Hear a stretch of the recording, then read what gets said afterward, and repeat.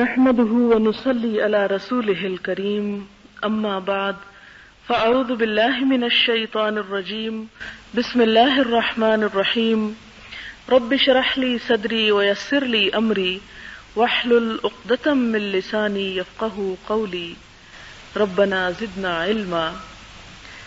باب النهي عن البخل والشح، بخل اور کنجوسی سے روکنے کا بیان.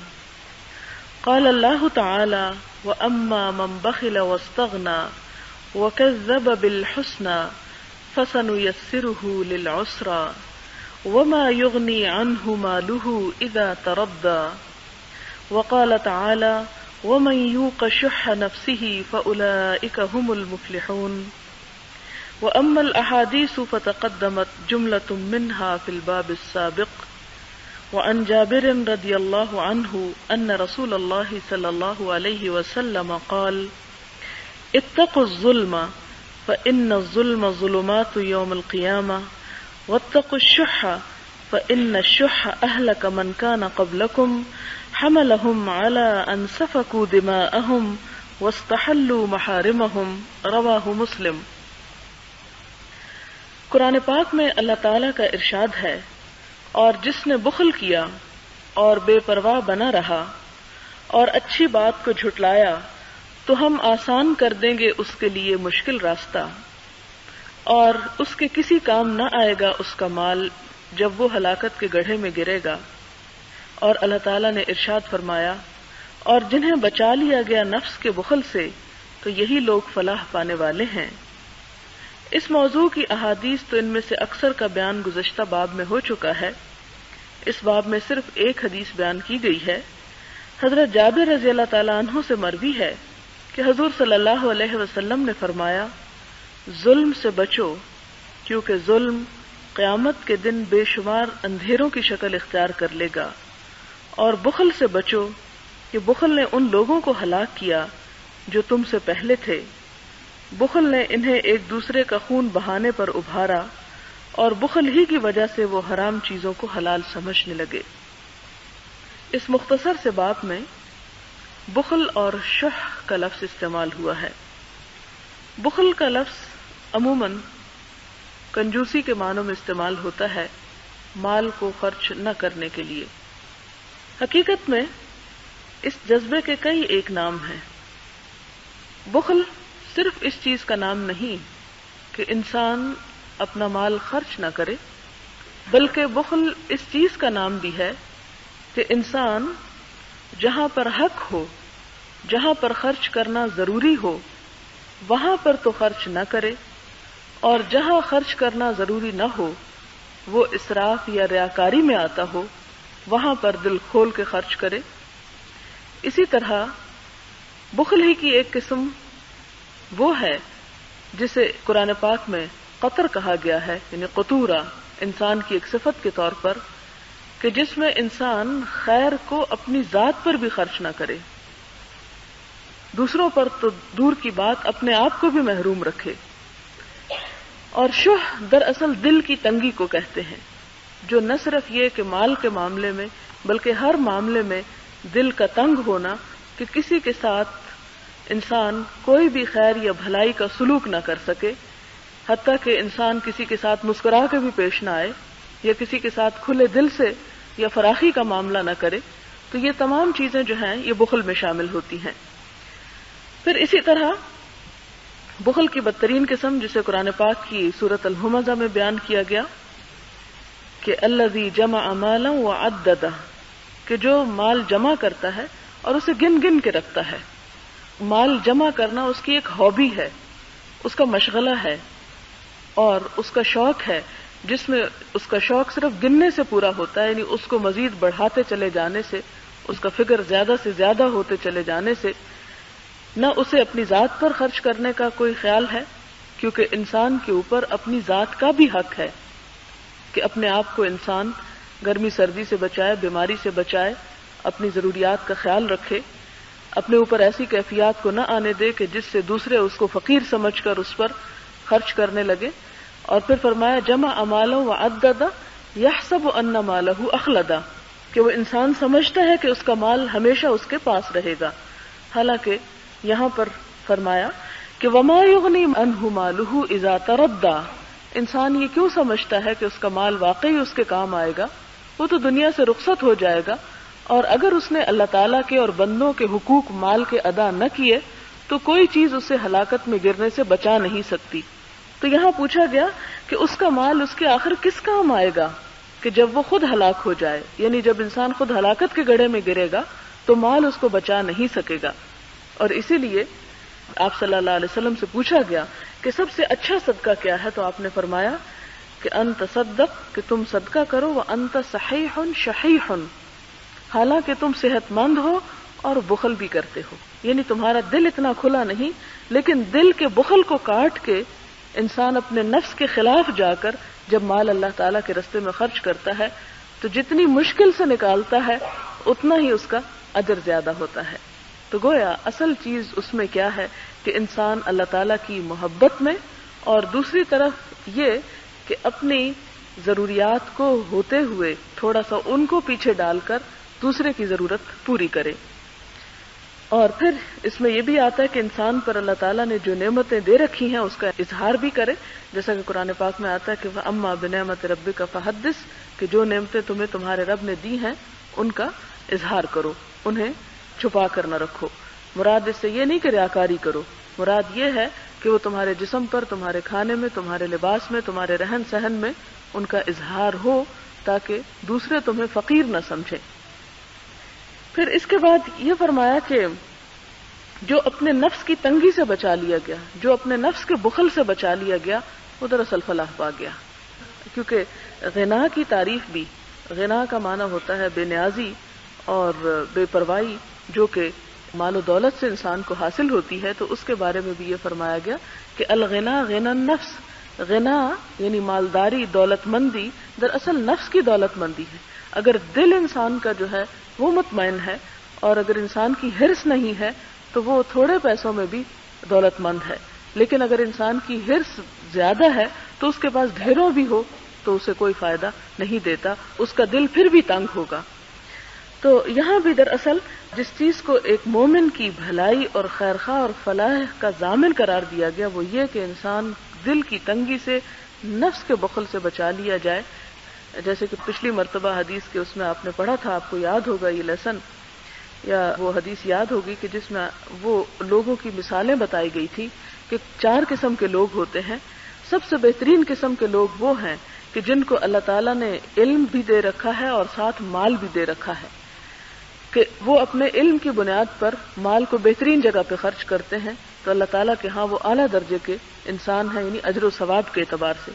دوسرے وہ جن کو علم تو ملا لیکن مال نہیں ملا، وہ علم کی وجہ سے یہ خواہش کرتے ہیں کہ اگر ہمیں مال ملے تو ہم فلاں اور فلاں اچھی جگہ پہ خرچ کریں، اور اگر وہ ان کو مل جاتا ہے تو وہ ثواب کما لیتے ہیں، اور اگر نہیں بھی ملتا تو اچھی نیت کی وجہ سے انہیں اجر و ثواب ملتا ہے۔ اور تیسری وہ قسم کہ جس میں لوگوں کے پاس علم تو نہ ہو لیکن مال ہو، اور پھر وہ اس مال کو غلط جگہوں پر استعمال کرے اور اس سے اپنے لیے ایک مصیبت کمائے دنیا اور آخرت کی۔ اور چوتھے درجے کے وہ کہ جن کے پاس نہ علم ہے نہ مال ہے، اور وہ خواہش یہ کرتے ہیں کہ اگر ہمارے پاس مال آئے تو ہم فلاں اور فلاں یعنی غلط کام کریں، تو ایسے لوگ بدترین مقام پر ہیں، نہ دنیا میں کچھ پایا اور نہ ہی آخرت میں کچھ پایا، کہ آخرت میں بھی ایک غلط نیت رکھ کے آخرت کو بھی برباد کیا۔ تو یہاں اصل چیز یہ ہے کہ انسان کو اللہ تعالیٰ مال دے اور پھر حکمت دے، سمجھ بوجھ دے، علم دے، کہ جس کی بنیاد پر وہ اس سے خیر اور بھلائی کے کام کر سکے۔ پھر جو حدیث یہاں پر آئی اس کا مفہوم یہ ہے کہ ظلم سے بچو۔ ظلم کیا ہے؟ کسی کو بھی اس کے حق سے محروم کرنا، کیونکہ ظلم قیامت کے دن بے شمار اندھیروں کی، تاریکیوں کی شکل اختیار کر لے گا۔ آپ کو معلوم ہے کہ قیامت کے دن انسان میدان حشر میں مختلف شکلوں میں اٹھائے جائیں گے، کوئی اندھے بہرے اٹھائے جائیں گے، کوئی بد شکل اٹھائے جائیں گے، کوئی چیونٹیوں کی شکل میں اٹھائے جائیں گے، کوئی کسی حال میں ذلیل و خوار کر کے اٹھائے جائیں گے، اور ہر ایک کا اٹھایا جانا کس اعتبار سے ہوگا؟ جس طرح کے اس کے عمل ہوں گے اسی کے حساب سے اس کو قیامت کے دن اٹھایا جائے گا۔ اب یہ ہے کہ قیامت کے دن پھر آپ دیکھتے ہیں کہ حشر کا میدان جہاں بہت طویل ترین عرصے پر محیط ہوگا، وہاں ہی شدید ترین اندھیرے بھی ہوں گے، اور روشنی اسی کے پاس ہوگی جس کے پاس عمل اچھے ہوں گے، اور بہترین عمل اور نیک عمل اور اللہ کی خوشنودی جو ہے یہی دراصل انسان کے لیے ایک بہترین رہنمائی ہوگی حشر کے میدان میں اپنا رستہ دیکھنے کے لیے۔ اور جیسا کہ پل صراط کے بارے میں بھی آپ نے پڑھا ہوگا کہ وہاں پر بھی اندھیرا ہوگا، کچھ لوگ ایسے ہوں گے کہ جن کا نور ان کے دائیں بائیں پھیل رہا ہوگا، ان کے آگے آگے جا رہا ہوگا۔ قرآن پاک میں 2-3 مرتبہ ایسی جگہوں کا ذکر کیا گیا کہ کچھ ایسے نیک اللہ کے بندے ہوں گے کہ جن کی روشنی دور دور تک پھیل رہی ہوگی، اور وہ خوش قسمت ہوں گے کہ جنہوں نے ایسی نیکیاں اور ایسی بھلائیاں کی ہوں گی کہ جس کا اثر دور دور تک لوگوں تک پہنچے۔ ظاہر ہے ان کے خیر اور بھلائی سے جتنے لوگ بھی متاثر ہوں گے، جتنے لوگوں کو اس سے فیض پہنچے گا، اتنا ہی ان کی روشنی قیامت کے دن بڑھ جائے گی۔ اور اسی کے لیے فرمایا گیا کہ 2 طرح کے لوگ ایسے ہیں کہ جن پر رشک کیا جا سکتا ہے، ایک وہ جس کے پاس مال ہو پھر اسے دائیں بائیں آگے پیچھے اللہ کی راہ میں خرچ کرے تو وہ اس کے لیے بھی روشنی ہے وہ، اور اسی طرح دوسرا وہ شخص کہ جس کے پاس علم ہو اور وہ اس علم کو دن رات اور آگے پیچھے دائیں بائیں لٹاتا رہے۔ تو یہاں پر بھی جو بتایا گیا وہ یہ کہ قیامت کے دن ظلم جو ہے وہ اندھیرے بن جائے گا کہ انسان یعنی مال کے اعتبار سے بھی اگر اس کو یہاں پر لیا جائے، کیونکہ بخل کے تحت یہ حدیث آئی ہے کہ انسان جب اپنے نفس کو اس کا حق نہیں دیتا، خود اپنے کھانے پینے پر استعمال نہیں کرتا، اپنے بال بچوں پہ خرچ نہیں کرتا، اپنے رشتہ داروں پہ خرچ نہیں کرتا، ضرورت مند لوگوں پہ خرچ نہیں کرتا، یا جن کا حصہ اللہ تعالیٰ نے ہمارے مال میں رکھ دیا ہے، جس کے بارے میں قرآن پاک میں آتا ہے وَفِي أَمْوَالِهِمْ حَقٌّ لِلسَّائِلِ وَالْمَحْرُومِ، کہ ان کے مالوں میں حق ہوتا ہے سوالی کا بھی اور محروم کا بھی۔ یعنی ایک تو وہ ہے کہ جو زکوٰۃ وغیرہ کی شکل میں، اور ایک ویسے بھی خیرات کی شکل میں کہ اللہ تعالیٰ کچھ لوگوں کو زیادہ دیتا ہے اور کچھ کو نہیں دیتا، تو جن کو نہیں دیتا ان کے بارے میں کہا کہ ان کا حصہ ان کے پاس ہے جن کو اس نے زیادہ دیا، اور ان کی آزمائش کر لی کہ وہ اس حصے کو انہیں خوش دلی سے دیتے ہیں یا نہیں۔ اب اگر وہ ان کا حصہ نہیں لوٹاتے تو وہ دراصل ایک طرح سے کیا کر رہے ہیں؟ ظلم ہی کر رہے ہیں۔ تو فرمایا کہ ظلم سے بچو، یعنی اپنی ذات پر بھی ظلم سے بچو اور دوسروں پر بھی ظلم سے بچو۔ اور ظلم کی لفظی تعریف آپ کو پہلے بھی بتا چکی ہوں کہ ظلم دراصل کیا ہے؟ وضع الشیء فی غیر محلہ، کہ کسی چیز کا ایسی جگہ پر رکھنا کہ جو اس کا اصل مقام نہ ہو۔ یعنی آپ دیکھیں کہ جب انسان مال خرچ نہیں کرتا اور اسے سینت کے رکھتا ہے، بچا کے رکھتا ہے، جیسے قرآن نے کہا گن کے رکھتا ہے، اور جہاں خرچ کرنا ہے وہاں نہیں کرتا، تو جو اس کا اصل مقام تھا یا جس سے وہ خیر اور فلاح اور بھلائی حاصل کر سکتا تھا، جب اس نے وہاں نہیں اس کو رکھا اور وہاں رکھا جہاں اس سے کچھ بھی فیض نہیں، کہ ظاہر ہے کہ آپ اگر کسی صندوق میں مال جمع کرتے رہیں تو 1 سال کے بعد بھی دیکھیں گے تو وہ ویسے کا ویسا ہی ہوگا۔ تو یہ دراصل کیا ہے کہ مال کا یہ مقام نہیں کہ اسے یہاں رکھ دیا جائے، مال کسی اور جگہ پر ہونا چاہیے تھا کہ جہاں اس سے مزید فائدہ انسانیت اٹھا سکتی۔ اسی لیے آپ دیکھیں کہ قرآن پاک میں جمع کرنے کی بجائے خرچ کرنے کے اوپر زور دیا گیا ہے، اور خرچ کرنا پسندیدہ قرار دیا گیا ہے۔ اور جہاں پر بھی انسان خرچ کرتا ہے، اگر کسی طرح بھی خیر اور بھلائی کے کام میں خرچ کرتا ہے تو وہ اللہ تعالیٰ نے اس کو پسند قرار دیا، کیونکہ جب انسان مال کو کسی پچھلے خزانوں میں ڈالنے کی بجائے لوگوں کے اوپر یا کسی بھی طرح سے اس کی انویسٹمنٹ کرتا ہے تو اس سے ساری خلق خدا جو ہے وہ فائدہ اٹھاتی ہے۔ آپ اسی طرح اس کی مثال یوں بھی سمجھ سکتے ہیں کہ جیسے کوئی بیج ہوتا ہے، اگر آپ بیج کو کسی ڈبے میں بند کر کے کہیں سنبھال کر رکھ دیں تو کیا ہوگا؟ سال کے بعد نکالیں گے تو اس کو گھن کھا جائے گا۔ لیکن اگر اسی بیج کو آپ مناسب وقت میں فصل اس سے اگائیں تو آپ دیکھیں گے کہ وہ اگر 1 کلو بھی آپ بیج ڈالتے ہیں تو کئی من اس میں سے آپ کا یعنی سرمایہ نکل آئے گا یا اس سے ریٹرن آپ کو ملے گا۔ تو بالکل اسی طرح اگر انسان دنیا کے کاموں میں بھی، ایون اپنی ذات کے لیے بھی، جب اس پیسے کو سرکولیٹ کرتا ہے، اسے استعمال کرتا ہے، تو اس کا نتیجہ یہ ہوتا ہے کہ اس کو ایک تو اپنی سیٹسفیکشن ملتی ہے اس صورت میں جو کچھ ریٹرن ملتا ہے، اور اس کے علاوہ بھی یہ کہ جب انسان یعنی اس پیسے کو ایک طرح سے عام کرتا ہے تو دوسرے لوگ بھی اس سے فائدہ اٹھاتے ہیں۔ آپ دیکھیں کہ جتنی تجارت ہوگی اتنے لوگوں کو روزگار زیادہ ملے گا، اتنے ہی لوگ جو ہے وہ خوشحال ہوں گے۔ لیکن اگر وہی پیسہ بند کر کے کہیں چھپا دیا جائے اور لوگوں سے دور کر دیا جائے تو آپ دیکھیں گے کہ وہ دراصل کیا ہوگا، وہ لوگوں ہی کے اور ضرورت مندوں ہی کی جیبوں سے نکلا ہوا پیسہ ہوگا کہ جس کو چند ہاتھ جو ہیں وہ ایک طرف کرتے جا رہے ہوں گے اور باقی لوگ جو ہیں ان تک وہ برکات جو ہیں نہیں پہنچ سکتی۔ لہذا یہاں پر فرمایا کہ دیکھو ظلم سے بچو، اور ظلم کیا ہے؟ پیسے کو یعنی پیسے کے ریفرنس میں ہم لیں گے کیونکہ یہ حدیث بخل کے باب میں آئی ہے، پیسے کو اس کے اصل مقام پہ نہ رکھنا، یا اس کے ساتھ وہ سلوک نہ کرنا، کیونکہ ظلم کی تعریف ہے وضع الشیء فی غیر محلہ، کسی چیز کو ایسی جگہ رکھنا جہاں اس کے رکھنے کا مقام نہ ہو. تو یہ دراصل کیا ہوگا؟ ظلمات یوم القیامہ، قیامت کے دن انسان کے لیے اندھیرے کی شکل اختیار کر جائے گا. آپ دیکھیں کہ جب انسان کسی پر بھی خرچ کرتا ہے، کسی بھی اعتبار سے اس پیسے کو استعمال کرتا ہے، خواہ وہ انویسٹمنٹ ہی کیوں نہیں کرتا، اور دوسرے لوگوں کو جب اس سے فائدہ پہنچتا ہے، یا ویسے ڈائریکٹ مالی مدد انسان کسی کی کرتا ہے، کسی کو کپڑا پہنانا، کسی کو کھانا کھلانا، کسی کی بیماری، کسی کا علاج، کسی کی مختلف چیزوں میں جب کام آنا، تو آپ دیکھیں کہ ایک پیاسے کو اگر ایک ٹھنڈا گلاس پانی کا ہی مل جائے تو آپ دیکھیں کہ اس کے دل سے جو دعا نکلے گی اور اس کے دل کے اندر جو ہمدردی اور محبت کے جذبات پیدا ہوں گے، اس سے کیا ہوگا؟ ایک خیر اور بھلائی کی فضا قائم ہوگی. اور اگر معاشرے کے اندر بھوکے اور پیاسے اور ضرورت مند لوگ موجود ہوں گے تو ان کے دلوں میں لا محالہ نفرت پیدا ہوگی اس طبقے کے خلاف کہ جو مال کو جمع کر کر کے سینت کے رکھتا رہے، اور اس کے نتیجے میں جو معاشی ناہمواری کسی سوسائٹی کے اندر پیدا ہو جاتی ہے تو پھر وہاں پر امن و امان جو ہے وہ ختم ہو کر رہ جاتا ہے، پھر وہاں پر جان اور مال اور عزت جو ہے وہ محفوظ نہیں رہتی. لہذا مال کو خرچ کرنے کے نہ صرف یہ کہ آخرت میں فائدے ہیں، بلکہ یہ کہ دنیا میں بھی انسان اس کو ایک معاشرے کے اندر، جیسا کہ اسلام کا تو مطلب یہ امن و امان، پیس، سکون، تو وہ سکون انسان کو اسی صورت میں مل سکتا ہے جب انسان اللہ تعالیٰ کے بتائے ہوئے طریقوں کے مطابق اپنے مال اور اپنی جان اور اپنی تمام چیزوں میں تصرف کرے، انہیں استعمال کرے. پھر اس کے بعد فرمایا کہ بخل سے بچو، کنجوسی سے بچو، اس لیے کہ بخل نے ان لوگوں کو ہلاک کیا جو تم سے پہلے تھے، یعنی پہلی قوموں کے اندر بھی یہ بیماری پیدا ہوئی اور اس کی وجہ سے وہ ہلاک ہوئے. اور آپ دیکھیں کہ ہلاک ہونے سے مراد یہ نہیں کہ صرف اللہ کا عذاب ہی آئے تو وہ ہلاک ہو. جب معاشی ناہمواری پیدا ہوتی ہے اور ایک دوسرے کو قتل و غارت جہاں شروع ہوتا ہے تو وہ بھی ایک طرح سے ہلاک ہونا ہی ہوتا ہے. اور پھر یہ کہ بخل نے انہیں ایک دوسرے کا خون بہانے پر ابھارا. ظاہر ہے کہ اگر کسی کے پاس بہت مال ہے اور اس میں سے زکوٰۃ نہیں نکالتا تو گویا وہ دوسرے کا حق ہے جو سمیٹ کے بیٹھا ہوا ہے. اب وہ چاہے تو اپنا حق جو ہے پھر وہ چوری اور ڈاکے اور ظلم کے ذریعے حاصل کرے، اور ہمارے سامنے ایسی بے شمار مثالیں ہیں. ہمارے معاشرے کے اندر ایسی بہت سی چیزیں موجود ہیں کہ جس میں اس طرح کے حربے اور طریقے اختیار کیے جاتے ہیں. ایک اور بات یہ بھی یاد رکھیں کہ جب اللہ کا حق کسی مال میں شامل ہو جاتا ہے تو وہ اس مال کو بھی برباد کر دیتا ہے. یعنی زکوٰۃ ہے یا خیرات ہے، یہ اللہ کے بندوں کا حق ہے اللہ کے نام پر.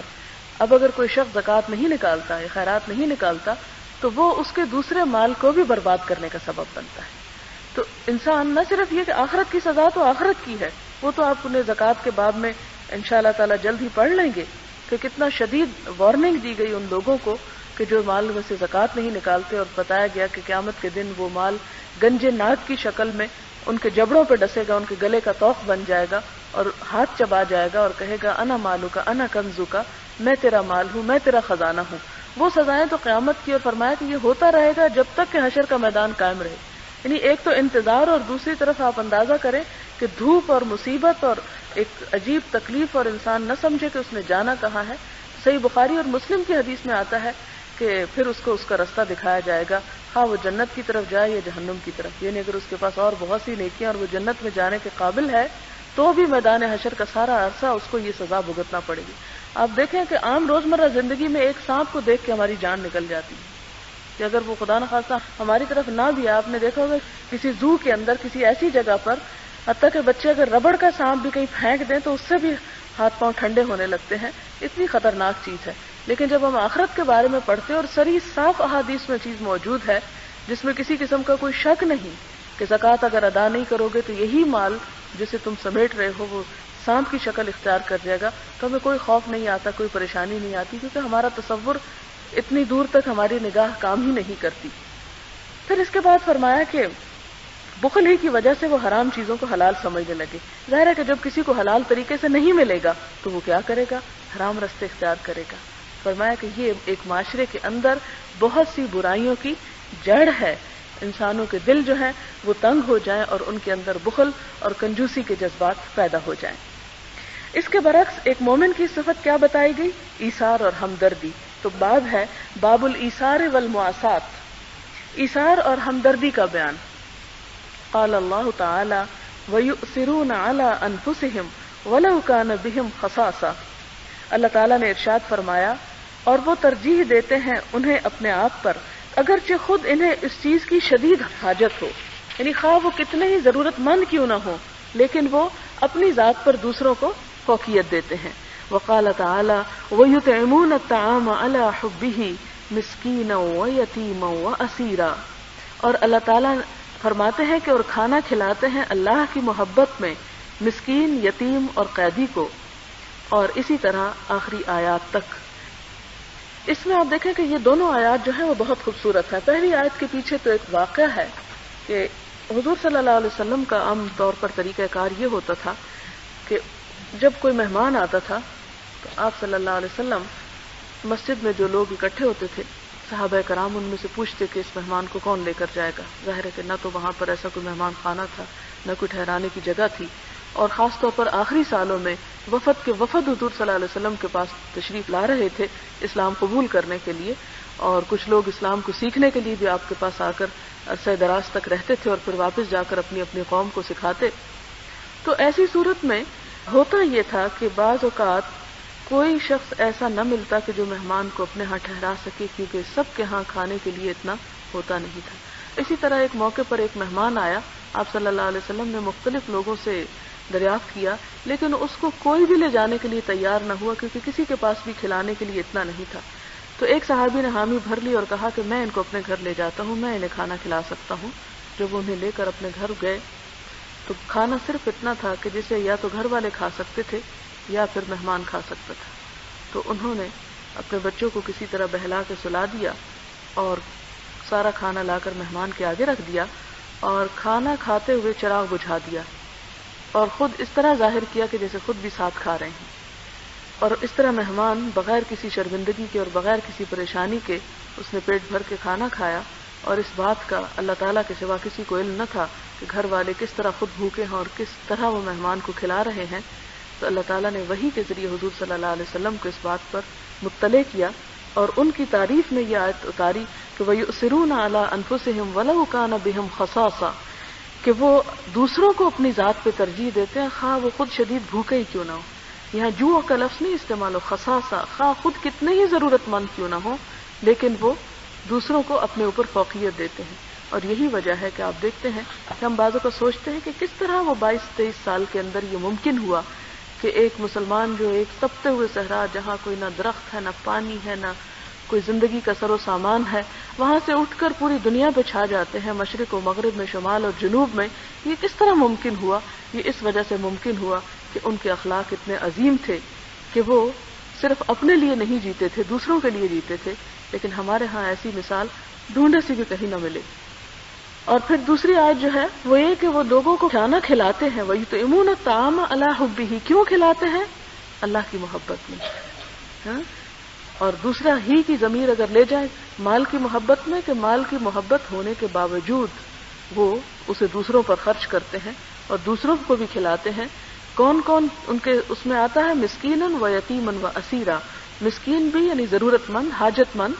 مسکین کی تعریف آپ صلی اللہ علیہ وسلم نے فرمایا کہ مسکین وہ نہیں ہے کہ جو لوگوں کے آگے ہاتھ پھیلاتا پھرے اور کوئی اس کو 1 لقمہ اور 2 لقمہ دے دے اور اس کی ضرورت پوری ہو جائے، بلکہ مسکین وہ ہے کہ جو لوگوں سے سوال نہیں کرتا لپٹ کر اور پھر پہچانا بھی نہیں جاتا. یعنی جسے سفید پوش آپ کہہ سکتے ہیں کہ ان کو پہچاننا بھی مشکل ہوتا ہے کہ کون کس چیز کا کتنا ضرورت مند ہے. لہذا وہ کھانا کھلاتے ہیں مسکینوں کو اور یتیم کو اور قیدیوں کو. اس دور میں یہ بھی آپ کو معلوم ہوگا کہ وہ باقاعدہ جیل نہیں ہوتی تھی.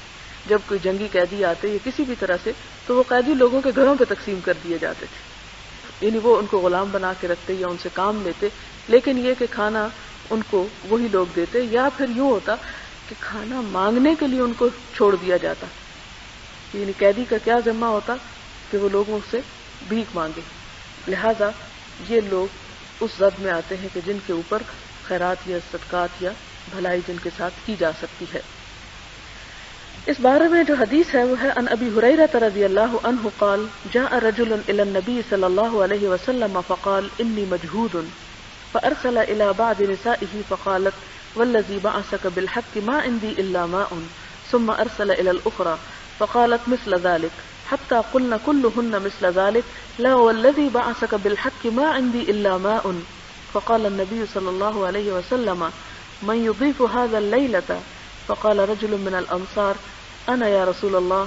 فانطلق به إلى رحله فقال لامرأته أكرمي ضيف رسول الله صلى الله عليه وسلم. وفي رواية قال لامرأته هل عندك شيء؟ قالت لا إلا قوت صبياني. قال فألليهم بشيء وإذا أرادوا العشاء فنظميهم وإذا دخل ضيفنا فاطفئ السراج وأريه أننا نأكل. فقعدوا وأكل الضيف وباتا طاويين. فلما أصبح غدا على النبي صلى الله عليه وسلم فقال لقد عجب الله من صنيعكما بضيفكما الليلة. متفق علیہ. حضرت ابو ہریرہ رضی اللہ تعالیٰ عنہ سے مروی ہے، فرمایا ایک آدمی حضور صلی اللہ علیہ وسلم کی خدمت میں حاضر ہوا اور عرض کی میں شدید بھوک میں مبتلا ہوں. آپ نے اپنی ایک زوجہ کی طرف پیغام بھیجا تو انہوں نے جواب دیا اس ذات کی قسم جس نے آپ کو حق کے ساتھ مبعوث فرمایا ہے، میرے پاس پانی کے سوا کچھ نہیں. پھر دوسری زوجہ محترمہ کو پیغام بھیجا تو انہوں نے بھی یہی جواب دیا، حتیٰ کہ تمام ازواج مطہرات نے یہی جواب دیا کہ نہیں، اس ذات کی قسم جس نے آپ کو حق کے ساتھ مبعوث فرمایا ہے، میرے پاس پانی کے سوا کچھ نہیں. حضور صلی اللہ علیہ وسلم نے فرمایا کون شخص آج رات کے لیے اس آدمی کو مہمان بنائے گا؟ انصار میں سے ایک آدمی نے عرض کی میں یا رسول اللہ صلی اللہ علیہ وسلم. وہ انصاری اس مہمان کو لے کر اپنے گھر چلا گیا. اس نے اپنی بیوی سے کہا حضور صلی اللہ علیہ وسلم کے مہمان کی خوب عزت اور تکریم کرو، حالانکہ وہ ایک ظاہر فقیر انسان تھا. اور ایک اور روایت میں ہے اس نے اپنی بیوی سے کہا کیا تیرے پاس کوئی چیز ہے؟ اس نے کہا نہیں، بچوں کے کھانے کے سوا کچھ نہیں. انصاری نے کہا بچوں کو کسی چیز پر بہلا دو، اور جب وہ رات کا کھانا کھانے کا ارادہ کریں تو انہیں سلا دو، اور جب مہمان داخل ہو تو چراغ گل کر دینا، اور مہمان پہ یہ ظاہر کرنا کہ ہم کھا رہے ہیں. وہ بیٹھے، مہمان نے کھانا کھایا اور دونوں نے رات فاقے میں گزار دی. جب صبح ہوئی تو حضور صلی اللہ علیہ وسلم کی خدمت میں حاضر ہوا تو آپ نے فرمایا آج رات جو سلوک تم نے اپنے مہمان سے کیا ہے اس پر اللہ تعالیٰ خوش ہوا ہے. یہ بخاری اور مسلم کی روایت ہے. یعنی آج ہم اس بات کو عملاً تو چھوڑ ذرا تصور میں بھی لا کر دیکھیں کہ اگر ہم کسی ایسی سچویشن سے گزریں تو ہمارا طرز عمل کیا ہو، ہم کیسا عمل کر کے دکھائیں. وَأَنْهُ قَالَ قَالَ رسول اللہ صلی اللہ علیہ وسلم طعام الاثنین کافی الثلاثۃ وطعام الثلاثۃ کافی الاربعۃ. متفق علیہ. حضرت ابو ہریرہ سے روایت ہے کہ رسول اللہ صلی اللہ علیہ وسلم نے فرمایا 2 آدمیوں کا کھانا 3 آدمیوں کے لیے کافی ہے، اور 3 آدمیوں کا کھانا 4 آدمیوں کے لیے کافی ہے. یعنی اس میں پھر برکت پیدا ہو جاتی ہے، اور اتنا کھانا ایک انسان کی غذائی جسمانی ضروریات کو پورا کر سکتا ہے. یعنی وہ بخل نہ کرے تاکہ کہ یہ 2 بیٹھے ہیں ایک تیسرا آ گیا تو وہ دل میں پریشان نہ ہو کہ اب اس کو بھی کھلانا پڑے گا. اور مسلم کی ایک روایت میں ہے کہ حضرت جابر رضی اللہ تعالیٰ عنہ سے وہ حضور صلی اللہ علیہ وسلم سے روایت کرتے ہیں کہ آپ نے فرمایا 1 آدمی کا کھانا 2 آدمیوں کو، 2 کا کھانا 4 کو، اور 4 کا کھانا 8 آدمیوں کو کافی ہو جاتا ہے. یعنی اگر کھانا کم بھی ہو اور مہمان آ جائیں تو پریشان ہونے کی بجائے اور منہ بسورنے کی بجائے اور غصہ کرنے کی بجائے انسان جو کچھ ہے وہ لا حاضر کرے اور بسم اللہ پڑھ کر شروع کر دے تو اللہ تعالیٰ کے رسول صلی اللہ علیہ وسلم کی یہ بات جھوٹی تو ہو ہی نہیں سکتی. تجربہ کر کے دیکھ لیں. حضرت ابو سعید خدری کہتے ہیں کہ ہم حضور صلی اللہ علیہ وسلم کی معیت میں سفر کر رہے تھے کہ ایک آدمی اپنی سواری پر سوار ہو کر آیا اور اس نے دائیں بائیں نگاہ دوڑانا شروع کر دی. تو حضور صلی اللہ علیہ وسلم نے فرمایا جس کے پاس فالتو سواری ہو وہ اس کو دے دے جس کے پاس سواری نہیں ہے، اور جس کے پاس فالتو زیادہ راہ ہو وہ اس کو دے دے جس کے پاس زیادہ راہ نہیں ہے. اسی طرح آپ نے مال کی مختلف اقسام کا ذکر فرمایا، حتیٰ کہ ہمیں یہ یقین ہو گیا کہ ہم میں سے کسی کا ضرورت سے زائد مال پر کوئی حق نہیں. یعنی اسے اپنے پاس نہ رکھے، بلکہ جیسے مسافر کے اوپر خرچ کرنے کا خاص طور پر قرآن پاک میں ذکر ہے. یعنی رستے میں اگر انسان اکٹھا سفر کر رہا ہے اور ایک کے پاس ایک چیز ہے اور دوسرے کے پاس نہیں تو اسے وہ صرف اپنی ذات تک محدود نہ رکھے بلکہ اسے دوسروں تک بھی عام کرے. حضرت سہل بن سعد رضی اللہ تعالیٰ عنہ سے مروی ہے کہ ایک عورت حضور صلی اللہ علیہ وسلم کی خدمت میں حاضر ہوئی. اس کے پاس ایک بنی ہوئی چادر تھی. کہنے لگی یا رسول اللہ صلی اللہ علیہ وسلم یہ چادر میں نے اپنے ہاتھ سے بنی ہے تاکہ آپ کو پہناؤں. ذرا آپ ذوق دیکھیں صحابیات کا. حضور صلی اللہ علیہ وسلم نے چادر لے لی اور آپ کو ضرورت بھی تھی. حضور صلی اللہ علیہ وسلم گھر سے نکل کر ہمارے پاس تشریف لائے تو آپ نے وہ چادر پہن رکھی تھی. ایک آدمی کہنے لگا حضور یہ چادر مجھے عنایت فرما دیجئے، کتنی خوبصورت ہے. آپ نے فرمایا بہت اچھا. پھر آپ مجلس میں بیٹھے رہے, پھر واپس تشریف لے گئے تو اس چادر کو لپیٹا اور اس کو اس آدمی کی طرف بھیج دیا. یعنی آپ صلی اللہ علیہ وسلم کا بھی اخلاق دیکھیں.